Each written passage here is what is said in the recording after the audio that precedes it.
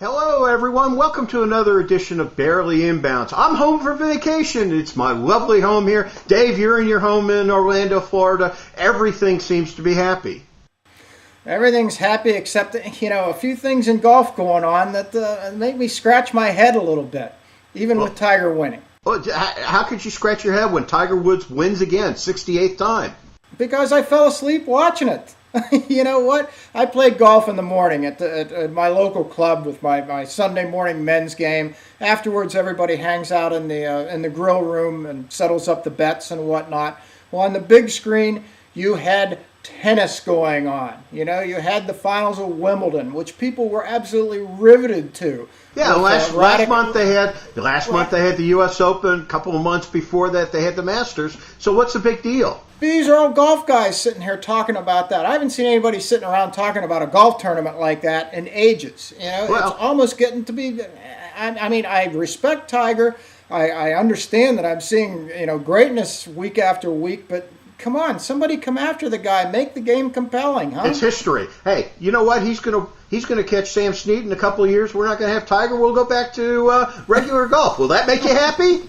Will that make you happy? No. Would it make me happy if Anthony Kim could get it together and would have given the guy a little bit of a run? Yeah, but you know what? Nobody can do it. It's history. We haven't really seen anybody step up to the plate since God knows when. Bob May at the PGA in 2000. It's been almost a decade since somebody said, "Tiger, I want to beat your butt." Wait a second. We did have Phil and Tiger going after each other at the Masters, but unfortunately they were both a little bit too far behind. Yeah.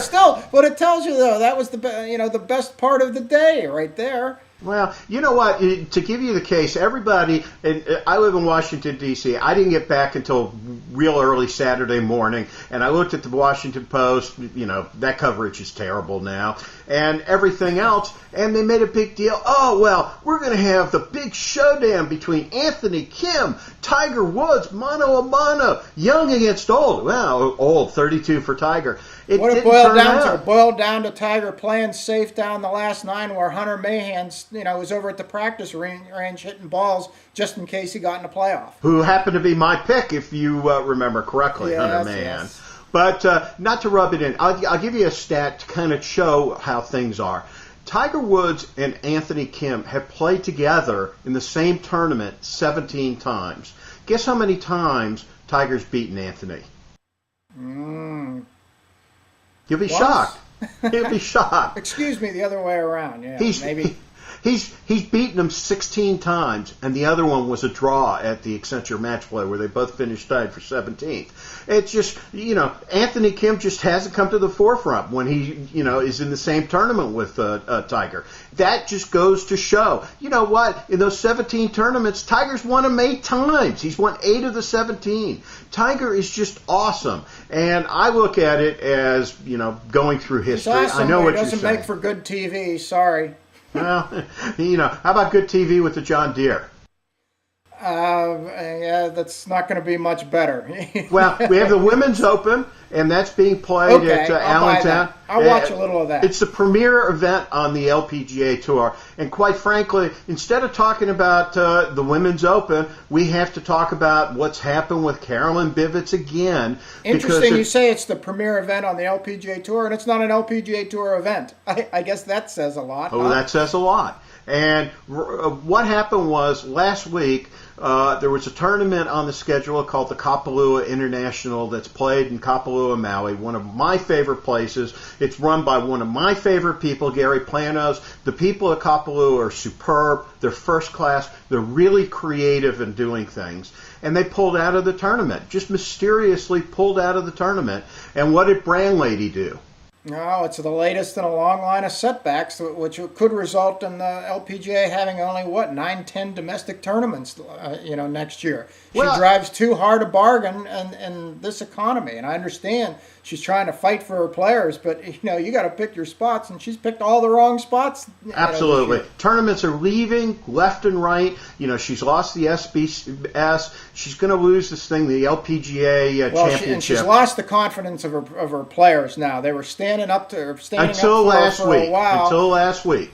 And I guess there was a dinner with a dozen or so of prominent players. 30 prominent players who are not very happy. Complaining about what's going on, trying to figure out where do we go from here. I mean, it's pretty obvious her days are numbered, Sal. Oh, she's not going to make it through the year. She's probably not going to make it through the summer. She probably isn't going to make it through July. It's only a matter of time. The LPGA is in a terrible mess. You look at these tournaments like the McDonald's LPGA is gone. That tournament's supposed to come back with a sponsor. Nobody knows what's going to happen. Kingsmill, I've been told, is gone. That basically that announcement hasn't been made because they're trying to realign with the LPGA championship.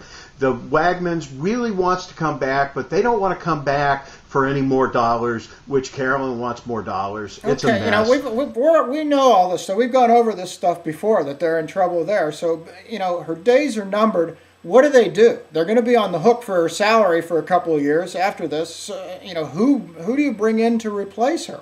And that's a big deal because it's about $1 million that they'd have to pay her off just to get rid of her. And, for the LPGA, that could be something that's a lot of money. That's a lot of money for any organization, let alone the LPGA Tour. Frankly, I don't know what.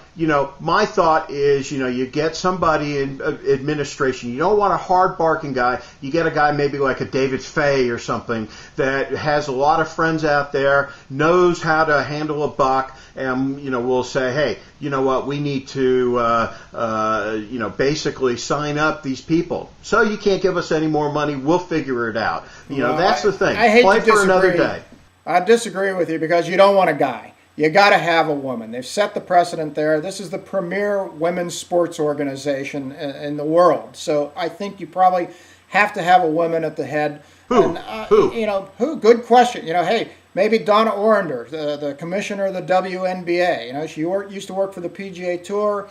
Negotiated a lot of TV deals there and everything. She negotiated hard bargains. She made a lot of enemies there. I think she's another Carolyn Bivens just waiting to happen I again. disagree with you because she knows sports. She's a former athlete. Plus, her husband is a past president of the PGA of America. She knows very well what the golf landscape is and what's going on there. I think she'd probably be great. Another one, maybe Cindy Davis, who is an executive with Nike Golf. She used to be in the organization and administration of the LPGA. She, desperately wanted that job when Jim Ritz got it, and has since bounced around Golf Channel, a couple other places. Knows the game, understands the competitive aspect of it, in addition to the marketing. I think she'd be a very, very good choice there. What about taking, a past player? Hey, Betsy King, maybe Hall of Famer. She's a social activist. Again, somebody who's not afraid to get out there and spread the word of the LPGA. Maybe even a Vicky Getz, a longtime player director. She's been out for a long time. Not a great amount of success on tour, but certainly knows the ins and outs. Yeah, you know what? You need somebody that knows, how to deal with these people, have dealt with them. If you're going to go in that direction, I wouldn't mind bringing out the name Judy Rankin, who, is the elder state, and I shouldn't say elder because she'll kill me, but she's the stateswoman of the LPGA Tour. Everybody loves her. She knows how to, negotiate. She'll be able to bring people together, and it wouldn't be a full-time job. It'd be something to just they need somebody like Charlie Meacham to get everything together, and they need it fast because this thing is going down the toilet so fast. You it's not funny. Stop the bleeding. Yeah, they have to stop bleeding. Well, we have the British Open. I'm really looking forward. I fly over on Friday to Turnberry. Looking forward to the British Open. I know you're looking forward to it. Any thoughts?